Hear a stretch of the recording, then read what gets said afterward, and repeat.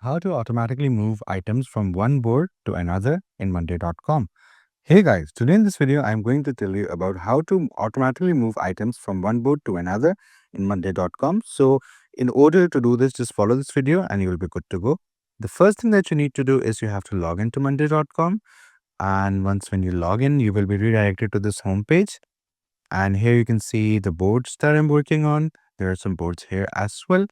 So let's just do one thing. Let's just change the main workspace just for clarity. And let's just make two boards. Name the first board as 1 and just wait for the board to be done. Here you go. And let's just add another board here. Let's go back here on the home page and this workspace. And here we have already one board. Let's add another board and let's name it 2. And let's keep employees here or projects. Okay, let's keep projects here. This will be like the random column. Okay, perfect. So on one board we have project and on the other we have item.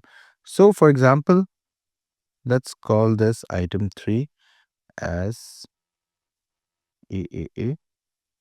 So I'm just naming this for example. So if you want to move this item to another board, what do we need to do? We need to, for example, this has been done and this is not done. So we have to move this. We have to click here and then click on move to and then move to board. And then we have to select the board here. I'm going to select this one, group title, okay. And here you go. It's as easy as it is. It has been moved here. You can see AAA. We have moved the board without any issue. So that's how you move a board manually. But if we want to do it automatically, we need to go here and click on automation or automate. And here we can see that there are a cocktail or a variety of automations that we can use, templates like that. But, we can also create our automation. So when status is changed to something, then board, create item in board, move item to board. We have to select the board first. Let's select the board. For example, we were working on this board right there. So we can select from board 1, then move item from board 1. And we can select anything we want.